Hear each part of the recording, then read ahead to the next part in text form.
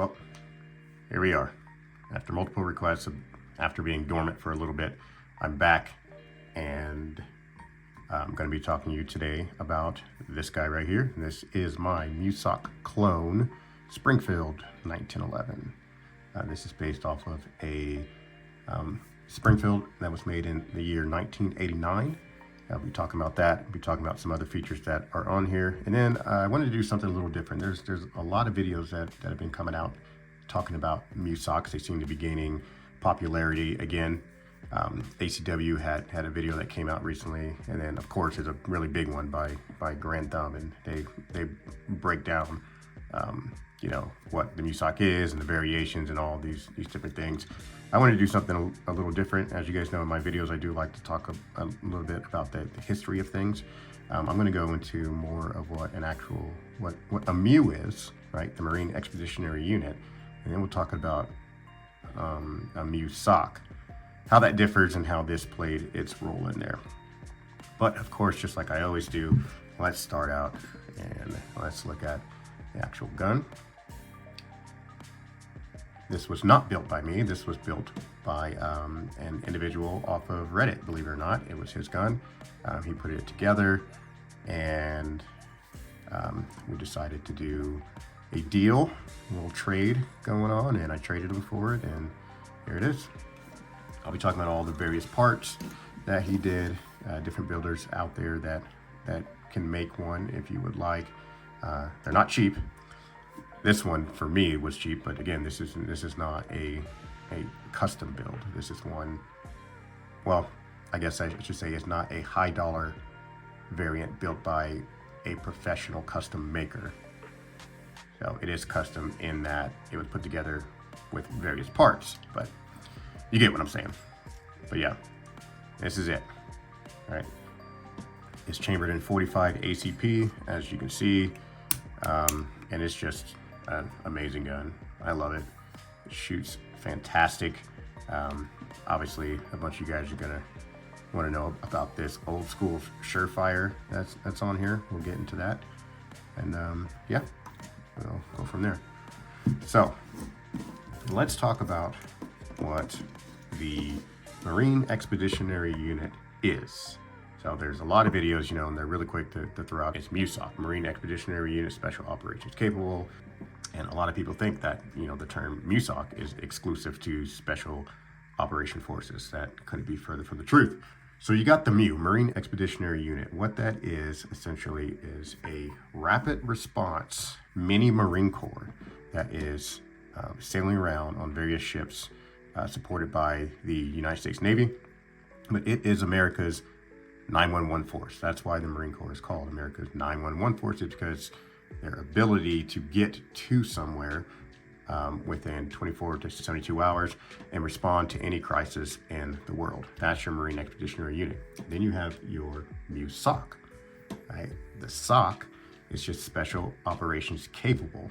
So whenever we're talking about a regular MEU, right, there's a program that enhances the MEU's ability to provide additional training and equipment to become Special Operations Capable, right? Again, this is not to be confused with SOCOM, but some of these other additional areas that they can be trained in are things like amphibious raids, non-combat evacuation operations, security operations, tactical recovery of aircraft and personnel, direct action, CQB, mount, reconnaissance and surveillance, hostage rescue, and of course you got your humanitarian service, right? That is what differentiates a regular MEU from MEUSOC. When this whole concept started in the 1980s, you had your guys that were your high-speed, low-drag operators, who were known as force recon, and they did not want to utilize the sidearm that the traditional Marine Corps had, which at the time was the Beretta, right? They wanted to use the 1911.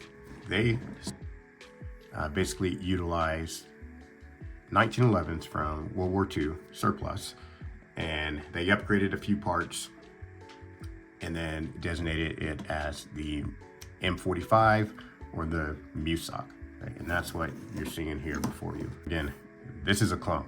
right? This isn't an actual MEUSOC, but it's based largely off of the parts that were used at the time.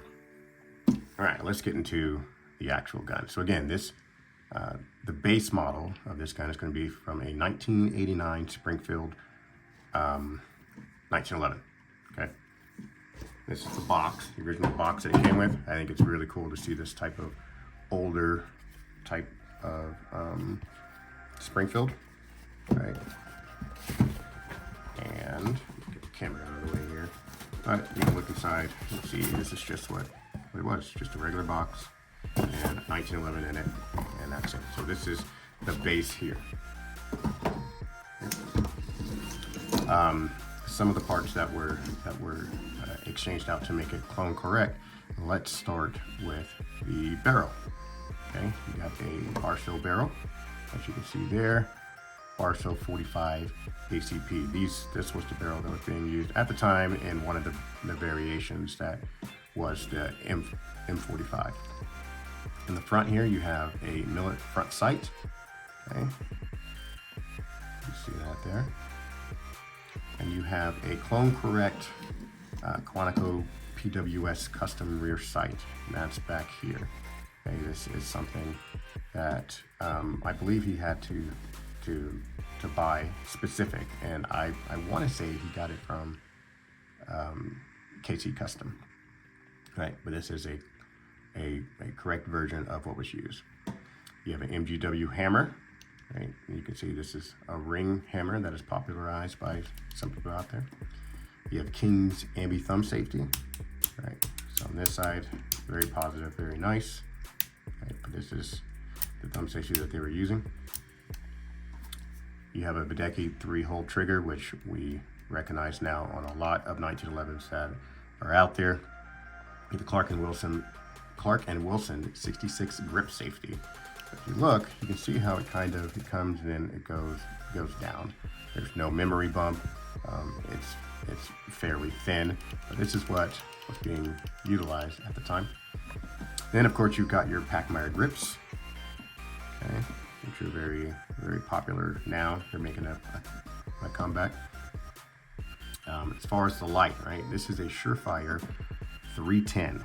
This one here is your push style, right? And let me get over here where you can see, right, Laser Products, Fountain Valley, California. This thing was not easy to find. A little bit embarrassed of what I paid for it to get it, but this is an actual model. I ended up finding it on Facebook randomly. This guy was selling it, and I had to have it. So again, I won't say how much I paid for it. I'll just say it rhymes with $900. Yeah, and but hey, you know, they're rare, and I'm happy that I have one. Now, the way that it attaches to the gun here, so you have this slide release lever here, and it has a longer pin that goes through and attaches to the light on this side. And then down here, you have a hole, right, which you can take an Allen key and tighten it up, and that tightens it up against the frame. But that's it. That's all you got. You got that and this here, and that is holding the light fixated to the actual gun. Over on this side, you have the pressure pad, right? Just a little bit of pressure, and your light's going to activate. Now, this light I actually replaced. Right?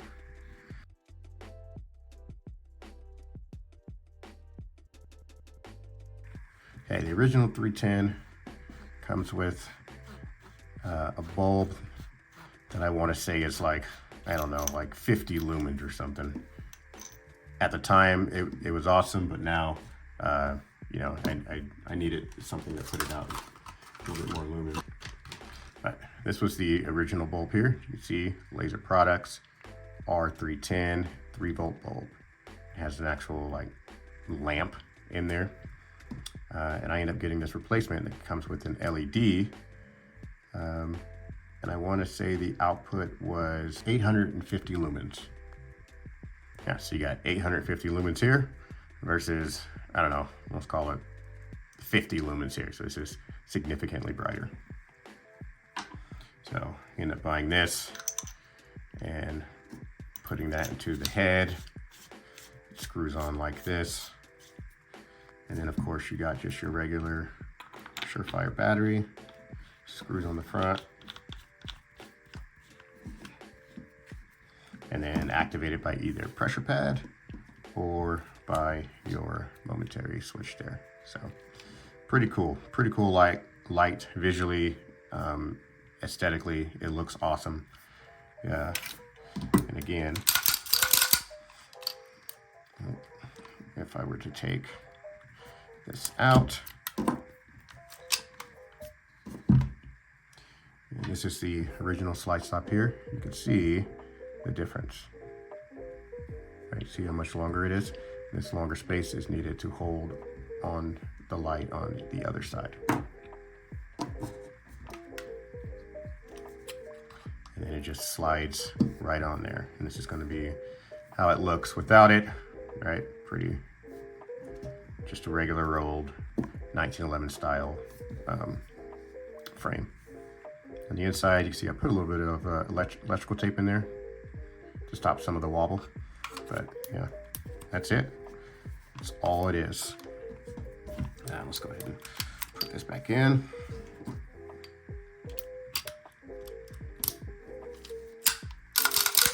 Trigger pull. So this, the trigger job that I did on this was actually around 3 pounds. When I first got it, it was about 5. It was really, really heavy, and I wanted something lighter. So I watched a few videos on YouTube, figured it out, and it's right around 3 pounds. So there's a little bit of take up right here, and then reset. Yeah, it's incredibly light. Matter of fact, if I were to get my gauge here,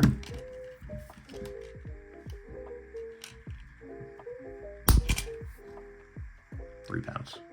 Okay. Okay, what else we got? So let's talk about, so the reason why I have this band on here literally is just to hold this pressure pad.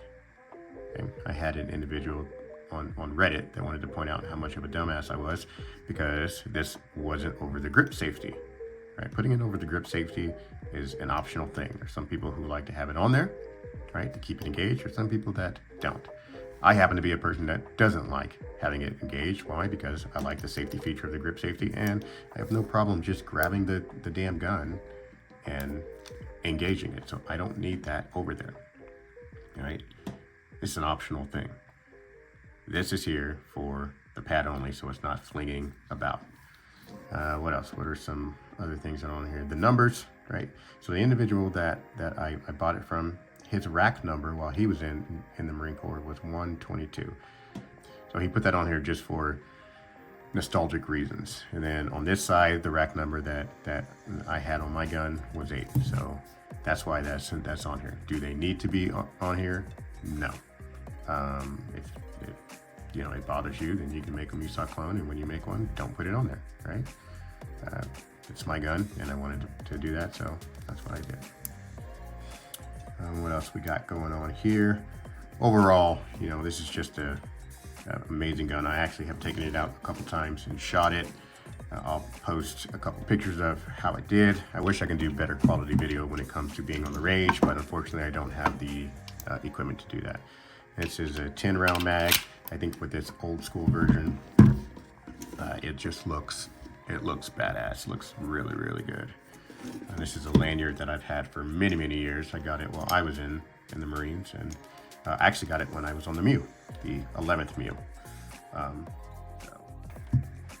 There's also this lanyard loop. This is your KC Customs lanyard loop mainspring housing. So this is something that's error correct as well. Forgot to hit on that earlier. Oh, this here. This is a Winkler RND, like Romeo November Delta Tomahawk, and popularized by that's the movie with a TV series with Chris Pratt. You have to Google it. I can't remember, but this is the full-size version, and then they also have the small version as well. They're badass. So yeah, I think before we go though, we just got to get it once again a look over. I really like how, you know, the old school type of serial number back here in the back, and the bursting bombs, usually now in Springfield you're going to find it in the front, but it's in the rear. No front cocking serrations, nice and smooth. Just an overall badass gun. You know, I had to talk about that before.